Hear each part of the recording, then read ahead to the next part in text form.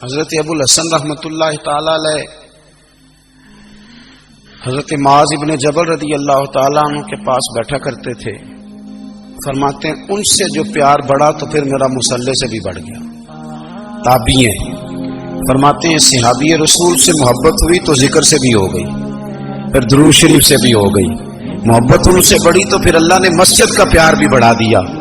آپ فرماتے ہیں کہ میری ہر وقت طبیعت چاہتی تھی کہ بس اللہ اللہ کروں, بس اللہ اللہ کروں, بس نہ میں ذرا تھوڑی جان چھڑاؤں لوگوں سے, کوئی 10 منٹ ملے تو میں کچھ 4 نفل پڑھ لوں, میں تھوڑا سا نہ بچوں لوگوں سے, اور مجھے تسبیح ملے تو میں نہ کچھ 400-500 دفعہ استغفار پڑھوں, سبحان اللہ الحمدللہ اللہ اکبر لا حول ولا قوت الا باللہ, میں نہ تسبیحات پڑھوں. فرماتے ہیں کہ بچے تھے گھر میں 6-7, غربت تھی, کام ملتا کوئی نہیں تھا, اور میں کام چور نہیں تھا, کام ڈھونڈتا تھا, پر اللہ کی قدرت کے کام نہیں ملتا تھا. فرماتے ہیں کہ میں نے ایک دن اپنی اہلیہ سے کہا کہ آج میں پھر جاتا ہوں کام ڈھونڈنے. تو میری بیوی بڑی فرما بردار تھی, پر اس دن نہ غربت کے ہاتھوں تنگ آ کے کہنے لگی آج نانا کوئی تو چیز لے کے آیا. تو مجھ سے بچوں کی بھوک نہیں دیکھی جاتی, یہ سب روگاں دا روگ محمد جس دا نام غریبی, کنڈ بلا کے لنگ جاندے نہیں دوست یار قریبی. آج نہ کچھ لے کے آیا تو میں بچے لے کے چلی جاؤں گی. شیخ فرماتے ہیں کہ میں بڑا پریشان گھر سے نکلا, پر میں نے صبح سے لے کے زور تک کام ڈھونڈا, کام ملا کوئی نہیں. تو میرے دل میں خیال آیا چلو کام نہیں ملتا تو اللہ اللہ تو کرے نا, چلو بندوں کی مزدوری نہیں ملتی تو رب کریم کی عبادت ہی کرتے ہیں. فرماتے ہیں کہ میں نے نا فرات کے پانی سے وضو کیا, نہر کے, شدید دھوپ تھی, ساتھ ریت تھی اور ریت تپ رہی تھی. میں نے اپنا رومال وہیں مصلی کے طور پر بچھا لیا, اور فرماتے ہیں کہ زور سے لے کر عصر تک نماز پڑھی, دھوپ بھی پورے زور پہ, پر میرے سجدے کا ذوق بھی پورے زور پہ. فرماتے ہیں سورج بھی چمک رہا ہے اور رب کی عبادت کا ذوق بھی پورے زور پہ. میں سجدہ کروں تو پھر میرا اٹھانے کو جی نہ چاہے. میرے استاد لکھا کرتے تھے, یہ ان کا شعر ہے, وہ کہا کرتے تھے مجھے سوز دے, مجھے ساز دے, اور مجھے نیم شب کا نیاز دے, دم سجدہ خود کو میں توڑ دوں, مجھے ایسا ذوق نماز دے. اور میں تیری بہار کا پھول ہوں, میں کھلا بھی ہوں تو تیرے لیے, مجھے میری شاخ سے توڑ لے, مجھے اپنی زلف کا ناز دے. بھائی فرماتے ہیں کہ عصر تک میں نے نفل پڑھے, دل ڈھلنے لگا, عصر کی نماز پڑھی اور میں وہاں سے چلا. اب میں جب نکلنے لگا تو دل میں خیال آیا کہ چھوٹی چھوٹی دیواریں ہیں گھر کی, بغیر کچھ لیے جاؤں گا تو بیوی دور سے دیکھے گی تو شور کرے گی کہ پھر خالی ہاتھ آ گیا ہے. کہتے میں نے اپنی اسی رومال میں جس میں میں نے نماز پڑھی تھی نا, رومال میں کیا عقیدہ پنجابی صافہ کہتے ہیں, اسی میں نا میں نے کچھ ریت بھر لی کہ وہ دور سے دیکھے گی تو سمجھے گی کچھ لے کے آیا ہے, چلو جا کے اسے بتا دوں گا کہ آج پھر مزدوری نہیں ملی. کہتے ہیں وہ ریت لے کر جب میں گھر میں گیا تو پہلے بیوی دروازے پہ کھڑی ہوتی تھی, پوچھتی تھی خالی ہاتھ آ گئے ہو, آج میں نے دیکھا تو ہے ہی کوئی نہیں. فرماتے ہیں میں اندر داخل ہوا, سلام لیے, کونے میں نے وہ رومال رکھ دیا اور میں نے آواز دی کہ بھلی مانس کہاں ہو. تو وہ کہنے لگی آپ منہ ہاتھ دھو لیں, میں روٹی لے کے آئی.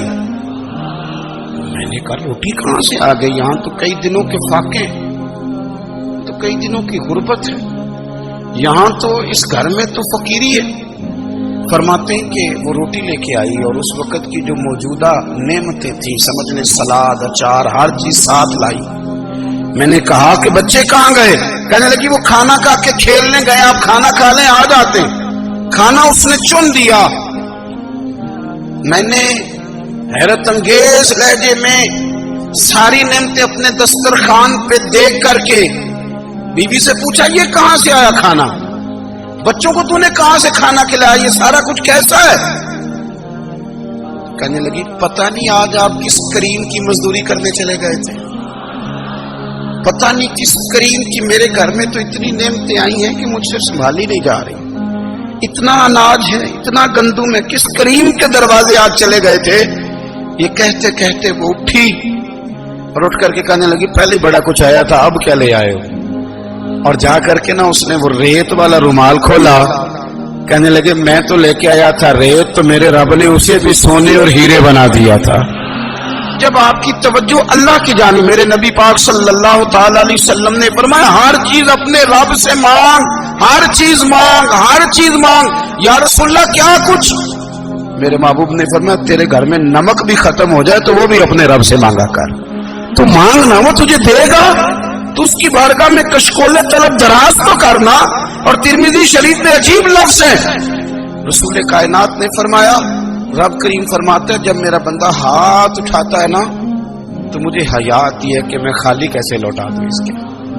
اتنے بڑے بادشاہ کی بارگاہ میں، او بھائی لوگوں سے عزتیں تلاش کرتے ہو تو وہ کیا تمہیں عزت دیں گے؟ وہ تو کل اچھا کہتے ہیں پرسوں برا کہنے لگ جاتے ہیں۔ لوگوں کے سامنے گڈ بک میں آنا چاہو گے تو وہ تو سویرے تمہارے بارے میں کچھ کہیں گے، شام کچھ اور کہیں گے۔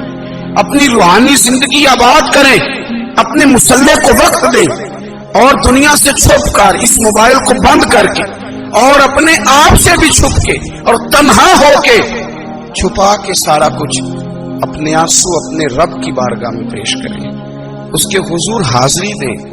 سنو نا ترمذی کی حدیث، اور اسے یاد رکھنا، نبی پاک علیہ السلام نے فرمایا اپنے دکھ لوگوں کے سامنے نہ بیان کرنا، سیٹھوں نوابوں کو نہ بتاتے پھرنا، دنیا داروں کے سامنے جا کے نہ رونا کہ میں تکلیف میں ہوں۔ اور میں اگر دنیا داروں کو دکھ بتاؤ گے رب تمہیں کبھی غنی نہیں کرے گا۔ اور لوگ ہیں کہ الٹا مذاق اڑائیں گے آپ کی، جس سے بڑی پکی یاری ہے نا، پکی، وہ تب تک پکی ہے جب تک آپ نے 50,000 مانگا نہیں، اور جس وقت آپ نے کہہ دیا کہ میں مجبور ہوں میری مدد کر تو پھر ختم ہو گئی دوستی۔ لوگوں کی تعلقات آپ کے ساتھ تب تک ہیں جب تک آپ ان سے کوئی ضرورت وابستہ نہیں کرتے۔ کریم محبوب فرمانے لگے بندوں کے سامنے دکھ نہ بیان کرنا، اللہ تجھے کبھی غنی نہیں کرے گا۔ تو اپنے دکھ اپنے رب کو بتا، تو دعائیں مانگ، تو اس کی بارگاہ میں حاضر ہو، تو اس کے حضور عرض کر۔ فرمایا اپنے دکھ اپنے رب کو بتا، وہ جلدی کرے یا دیر سے کرے تجھے ساری دنیا سے بے نیاز کر دے گا، تجھے کسی کا محتاج نہیں رہنے دے گا۔